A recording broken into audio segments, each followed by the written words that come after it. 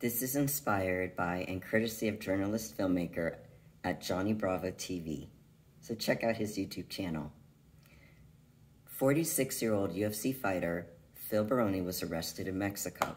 He was a former welterweight and middleweight fighter who was arrested earlier this month for allegedly beating his girlfriend Paula to death in Mexico. Police apparently found numerous injuries to Paula's face, her arms, her torso, and her legs. Baroni's current situation, stemming from his erratic behavior, his unstable emotions, and personality change, is likely due to something referred to as CTE.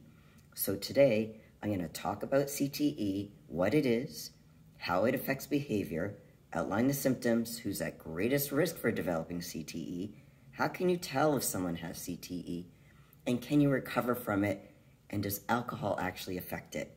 Discuss why people like Paula don't leave abusive relationships. Another is how to handle the person who is abusing you and provide you tips if you are being abused. What to do if you know someone who actually abuses their partner. So there's a lot to cover today, so let me get right into it. What is CTE? Chronic traumatic encephalopathy. Anyway, you can look it up. Can't pronounce it, but basically it's a permanent lifelong condition. It's a brain condition linked to repeated head injuries and blows to the head. So how does it affect behavior? If you have CTE, you will have trouble remembering things and concentrating, and this may have changes in their behavior and personality, including violent outbursts, increased frustration, mood swings, and a lack of interest in people and things they previously cared about. So what are the symptoms? Well, it includes memory loss, confusion, impaired judgment, impulse control problems, aggression, depression, anxiety, suicidality, Parkinson syndrome, as well as progressive dementia. Now, symptoms can often begin years or even decades after the last brain trauma or the end of their active athletic participation. So who's at greatest risk for developing CTE? Well, people who participate in combat-centered sports and competitions such as boxing, mixed martial arts, and other traditional forms of martial arts like taekwondo or judo. People who play contact sports, especially like football, ice hockey, rugby, but also people who participate in road or concrete-based activities like cycling, rollerblading, skateboarding, so on. But as well, military personnel exposed to explosions and other concussive events. Now, can you tell if someone has CTE? Well, currently there's no way to diagnose CTE in living persons. The only way to diagnose CTE is post-mortem, so basically after they've died.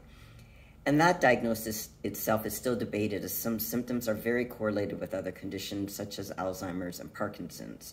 And our current understanding of CTE is actually rapidly changing. So it is suspected with people who are at high risk due to repeated head trauma over the course of years during their sports or military experiences. Now, can you fully recover from CTE? As of right now, there's no cure or treatment for CTE, but certain medications can be used to temporarily treat and manage the symptoms, such as the memory, the thinking, cognitive and behavioral symptoms. Now, can alcohol make it worse? Yes, it can. It can actually definitely make it worse. Now, if the question is, why don't people like Paula just leave a toxic, abusive relationship? Well, it's not that simple.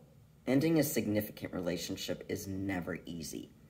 And it's also harder when you've been isolated from your family, from your friends, you've been psychologically beaten down, you might be financially controlled and physically threatened. Now, if you're trying to decide whether to stay or leave, you may be feeling confused, uncertain, frightened, and even torn. Maybe you're still hoping that your situation will change, or you're afraid of how your partner will react if he discovers you're trying to leave. One moment you may desperately want to get away, and the next you may want to hang on to that relationship. Maybe you even blame yourself for the abuse or feel weak or even embarrassed because you stuck around in spite of it. But don't be trapped by that confusion, guilt, or self-blame. The only thing that matters is your safety. I'm going to give you the National Domestic Violence Hotline, 1-800-799-7233. Once again, the National Domestic Violence Hotline is 1-800-799-7233. Here's some tips if you are being abused. Create a safety plan. Leaving an abuser can be dangerous, so consider taking these precautions. Know where to find help. So that number is 1. In an emergency, you can call 911 or your local emergency number or law enforcement agency. Make the call at a safe time, though, when the abuser is not around, or from a friend's house or other safe location. Turn to someone you trust, like a friend, a loved one, a neighbor, a coworker, maybe a religious or spiritual advisor for support. Once again, there's that domestic violence hotline. Call the hotline for crisis intervention, and you can also get referral to various resources such as women's shelters. Your healthcare provider. A healthcare provider typically will treat injuries and can refer you to safe housing and other local resources. You can also go to a local women's shelter or crisis center. So basically, shelters and crisis centers typically provide 24-hour emergency shelter as well as advice on legal matters and advocacy as well as support services. You can also go to a counseling or mental health center. So counseling and support groups for women in abusive relationships are available in most communities. As well, you can approach a local court. A court can help you obtain a restraining order that legally mandates the abuser to stay away from you or face arrest. Local advocates might be available to help guide you through the process. Another piece, pack an emergency bag.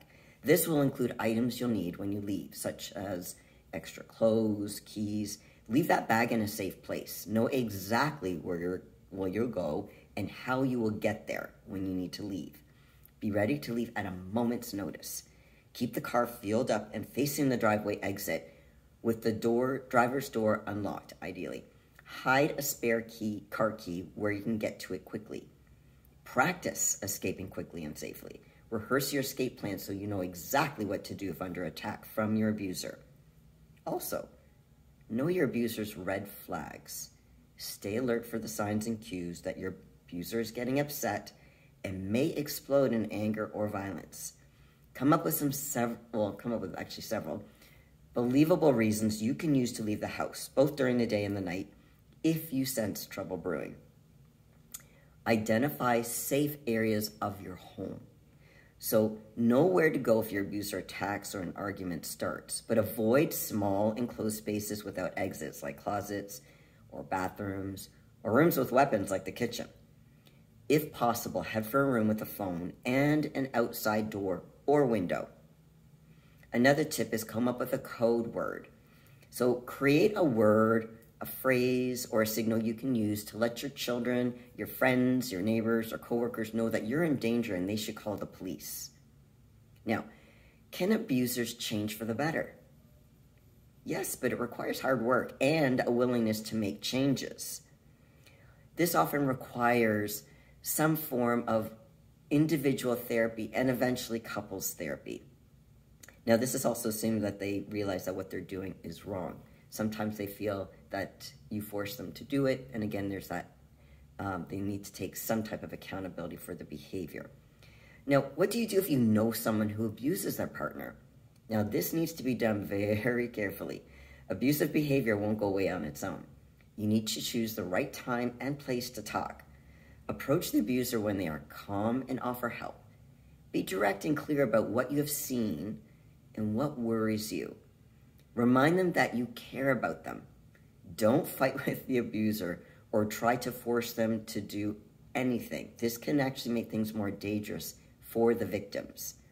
Tell them that their behavior is their responsibility, especially if they try to blame the victim. Remind them that there is hope and they can change. Now, avoid shaming the abuser or making judgmental comments about them as a person, as they will put them on the defensive. But let them know that the violence does need to stop. It's not healthy for anybody. Remind them that violence and control does not make their family safe. Always keep yourself safe too. Don't get in the middle of an assault, but you can call the police in an emergency. Now, let's say if they deny the abuse or they do not want your help. You might be like, well, what can I do? Again, you can tell them that you're concerned for their safety and the safety of their partner and their children, if there's children involved, but never argue with them about their abusive or violent behavior. Again, it can make the situation more dangerous. But do call the police if someone is in danger. The police are trained to assess the risk. Keep the lines of communication open because they might be in a place of renegotiating their thoughts or being more open to talking about if they're willing to change. You can actually offer to go with the abuser if they need additional information or support. Now, if they have children, remind them that you are concerned about the children's safety and emotional well-being. They may be more willing to change their behavior if they want to be a good parent. Now, so far I've been talking about, from a dynamic of the male being the abuser and the female being the victim, but the reverse is very much true as well. I hope you've learned something from this video. If so, please give it a thumbs up and leave me a comment below what resonated with you. I also have another video I want you to watch. It's called Athletes and Mental Health. And if you've not subscribed to the channel, please do so. And remember to select the bell icon to be notified of future videos. If you have any questions or suggestions for future videos, please comment below. Thanks for watching. Have a great day, everybody. Take care. And remember to keep your mental game on.